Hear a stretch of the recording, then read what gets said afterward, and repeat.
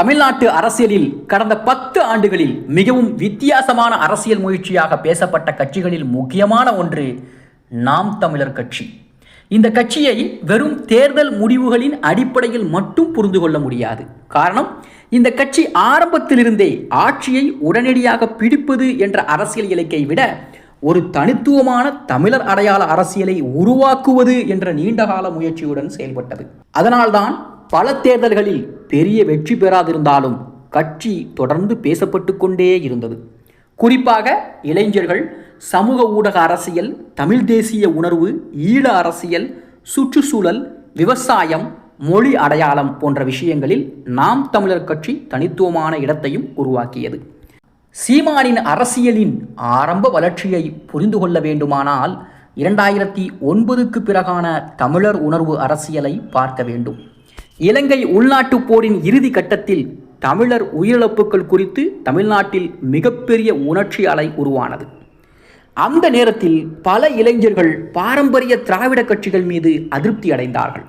குறிப்பாக தமிழர் உரிமை அரசியல் நேரடியாக பேசப்படவில்லை என்ற குற்றச்சாட்டு அதிகமாக இருந்தது. இந்த சூழலில் சீமான் மிகவும் தீவிரமான தமிழர் அடையாள அரசியலை முன்னெடுத்தார். இதுவே அவருக்கு தனிப்பட்ட இளைஞர் ஆதரவையும் உருவாக்கியது. ஆரம்பத்தில் பலர் நாம் தமிழர் கட்சியை சமூக ஊடக கட்சி என்று விமர்சித்தார்கள். ஆனால் காலப்போக்கில் அந்த கட்சி கள மட்டத்திலும் அமைப்பை உருவாக்க துவங்கியது. ஒவ்வொரு தொகுதியிலும் வேட்பாளர்களை நிறுத்துவது, தொடர்ச்சியாக தனியாக போட்டியிடுவது, கூட்டணி அரசியலை தவிர்ப்பது, இவை அனைத்தும் கட்சிக்கு ஒரு தனித்துவ அடையாளத்தை கொடுத்தது.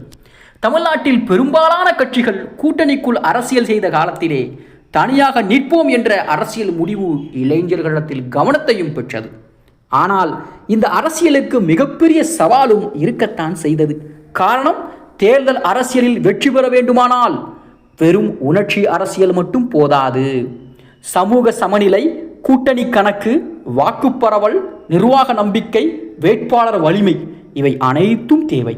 இதில்தான் நாம் தமிழர் கட்சி சிக்கிக் கொண்டது. வாக்கு சதவீதம் உயர்ந்தாலும் அது இடங்களாக மாறவில்லை.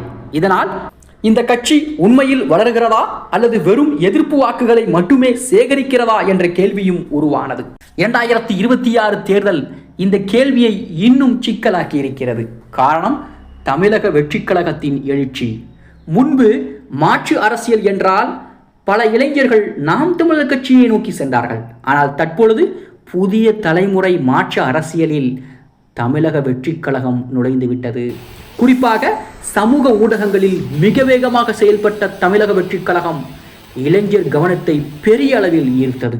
இதனால் நாம் தமிழர் கட்சியின் எதிர்கால வளர்ச்சி பாதிக்கப்படுமா என்ற கேள்வி தற்போது எழுந்திருக்கிறது. இருந்தாலும் நாம் தமிழர் கட்சியை எளிதாக முடிந்த அரசியல் சக்தியாக பார்க்க முடியாது. காரணம், அந்த கட்சி தொடர்ந்து ஒரு நிலையான அரசியல் அடையாளத்தை உருவாக்கி இருக்கிறது. தமிழர் தேசிய உணர்வு, நீர்வள பிரச்சனைகள், விவசாய நிலம் பாதுகாப்பு, சுற்றுச்சூழல் பாதுகாப்பு, மொழி அடையாளம், மாநில உரிமை, இவை அனைத்திலும் தொடர்ந்து ஒரே அரசியல் மொழியை பயன்படுத்தி வந்திருக்கிறது. இதனால் ஒரு உறுதியான ஆதரவாளர் அடித்தளமும் உருவாகி இருக்கிறது. சமூக ஊடக அரசியலில் கூட நாம் தமிழர் கட்சி மிகப்பெரிய தாக்கத்தை ஏற்படுத்தியிருக்கிறது. குறிப்பாக யூடியூப், ஃபேஸ்புக், எக்ஸ் போன்ற தளங்களில் அந்த கட்சி ஆரம்பத்திலிருந்தே தீவிரமாக செயல்பட்டது.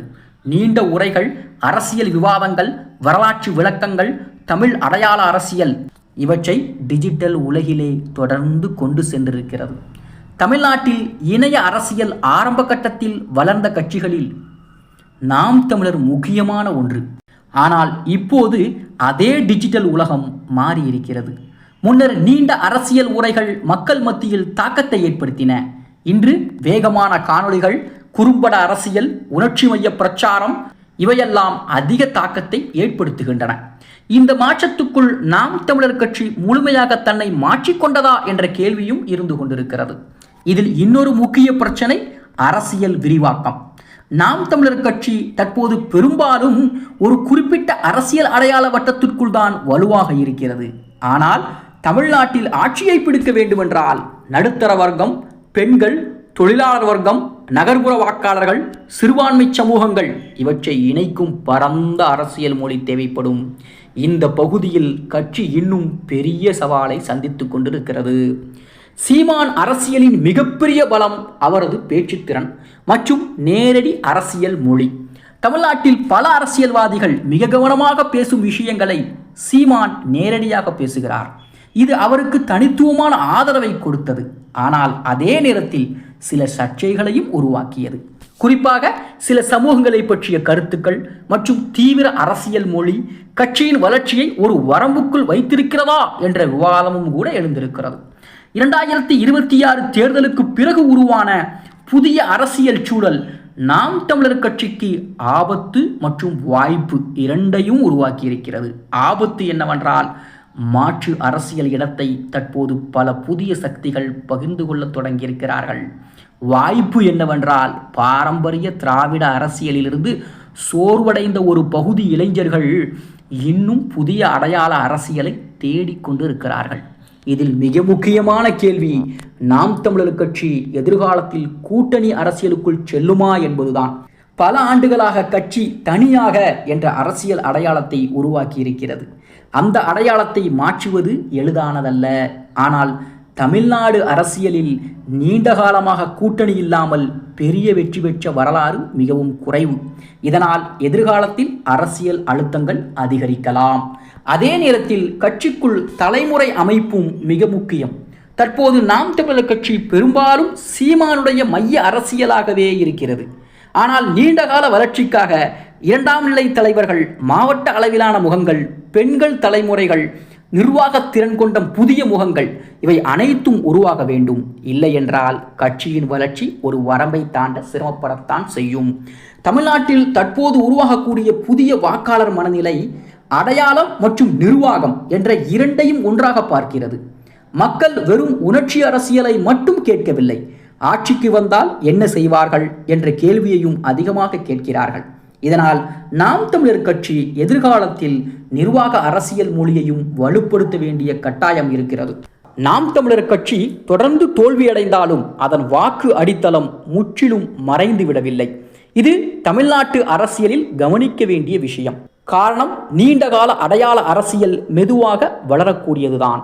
ஒரு காலத்தில் சிறிய இயக்கங்களாக இருந்த பல கட்சிகள் பின்பு பெரிய சக்திகளாக மாறிய வரலாறு இந்திய அரசியலில் இருக்கிறது.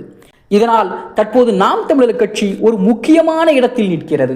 ஒன்று, தொடர்ந்து அடையாள அரசியலை மட்டும் மையமாக வைத்து வரம்புக்குள் இருக்கும் பாதை. இன்னொன்று, அதே அடையாளத்தை வைத்துக்கொண்டு பரந்த நிர்வாக அரசியலாக வளர முயற்சி செய்யும் பாதை. இந்த இரண்டில் எந்த பாதையை சீமான் தேர்வு செய்கிறார் என்பதுதான் அடுத்த 10 ஆண்டுகளில் அந்த கட்சியின் எதிர்காலத்தை தீர்மானிக்கப் போகிறது. தமிழ்நாட்டு அரசியலில் மாற்றம் தேடும் இளைஞர்கள் இன்னும் இருக்கத்தான் செய்கிறார்கள். ஆனால் அவர்கள் தற்போது மிகவும் வேகமாக அரசியல் முடிவுகளை மாற்றுகிறார்கள். இந்த புதிய காலத்தில் உணர்ச்சி அரசியல் மட்டும் போதாது, அதோடு சேர்த்து நிர்வாக நம்பிக்கையும் தேவைப்படுகிறது. அந்த இரண்டையும் இணைக்க முடிந்தால் மட்டுமே நாம் தமிழர் கட்சி அடுத்த கட்டத்திற்கு செல்லும். இல்லை என்றால் அது தொடர்ந்து தாக்கம் உள்ள ஆனால் ஆட்சியை தொடாத அரசியல் சக்தி என்ற நிலைக்குள்தான் நீடிக்கும் என்பதும் குறிப்பிடத்தக்க விஷயம்.